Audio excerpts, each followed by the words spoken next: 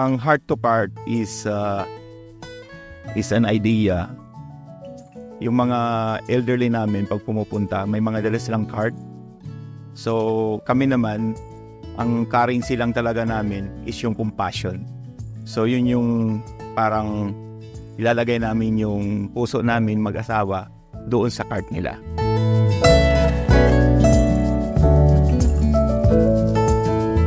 Ako si Rosel Joy Buna, pastor ako dito sa Life Choice Church. 27 years na ako dito sa Australia. At ang aming ginagawa ay pastor kami.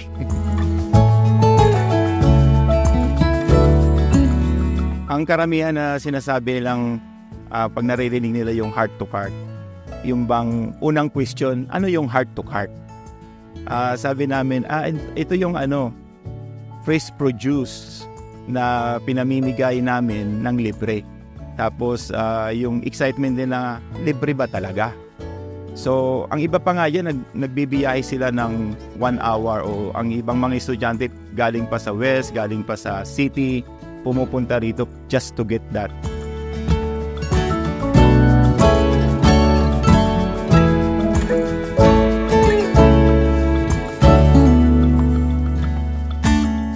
Unang-una nagsimula kami lang mag-asawa, tapos family, mga anak ko, tapos ngayon na may mga church. Ayan, yung sa church ang pinaka tuloy-tuloy na tumutulong.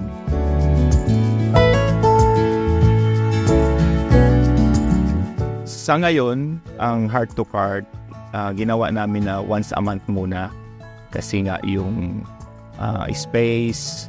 Pero ang program talaga namin once a week, every Wednesday.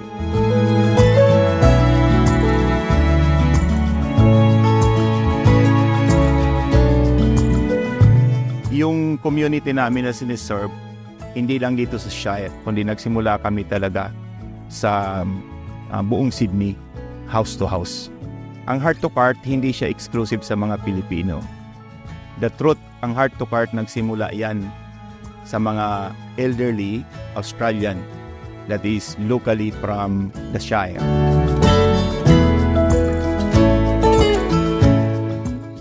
Number one na supporter ko, obviously, yung asawa ko. Pangalawa, yung team ng church. Mga anak ko, yung mga volunteer natin, sila yung mga international student din na na-bless, na gusto nilang ikalat din na yung mga kapwa nilang international student ay maramdaman yung family to call home. Parang ganon. My name is Lormin Vicente. I am an international student and I have been here in Australia for 3 years. My name is Joanne, international student and almost 3 years na sa Australia.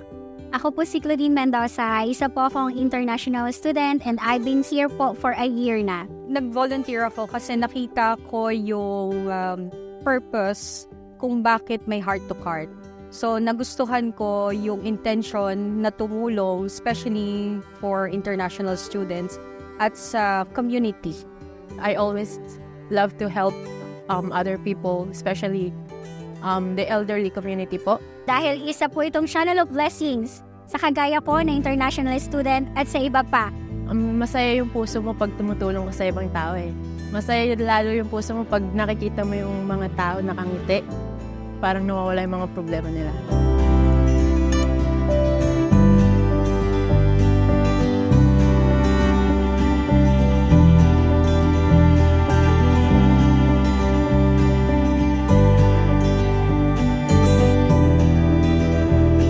I feel blessed kasi naging part ako ng program, and through this program, nakikita ko na mas maraming tao yung nai-inspire at nabe-bless.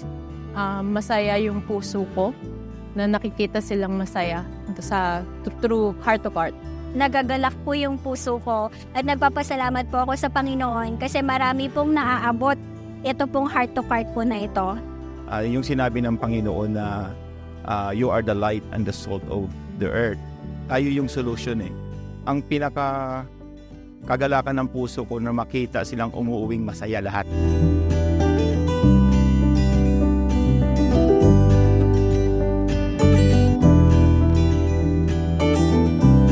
Ang mensahe po namin ay isa lang naman Kung tayo po ay gustong tumulong, ang dapat tulungan po natin talaga, una, yung local community na yung ating mga elderly na alam mo, sa panahon ngayon, yung mga elderly, karamihan dyan, hindi nga sila maka-afford makabili ng bread.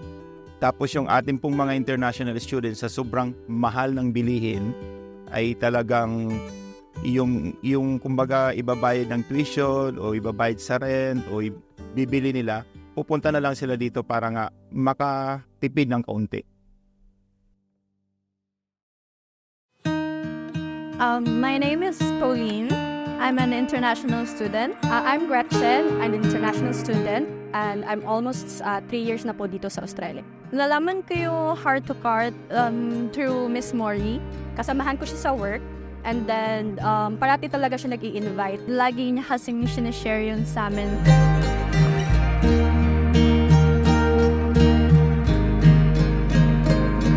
Malaking tulong po siya kasi halos kumpleto na yung grocery. May bread, may meat, may veggies. Natutulungan kami in a lot of ways kasi yung grocery na nabibigay nila, pwede mo na i-allocate yun sa pang-opal or pang-tabi ng tuition fee. Malaking tulong po talaga yung grocery. Maganda din yung community. They're very welcoming. They're very approachable. So, hindi talaga kayo mahihiya.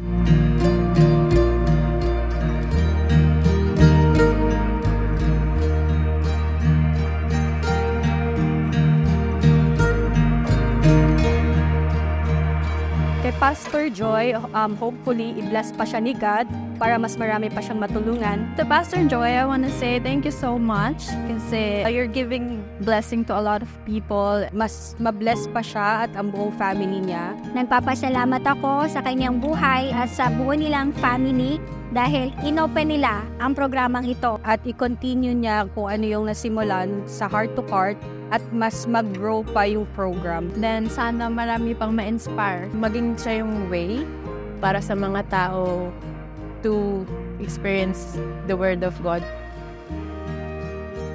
Hindi naman naghahanap ang Panginoon. God is not looking for something really big donation. God is only looking for someone, a heart, who is willing to help. Our language is love. And our anthem is forgiveness. And our currency is compassion. So that's what we pay.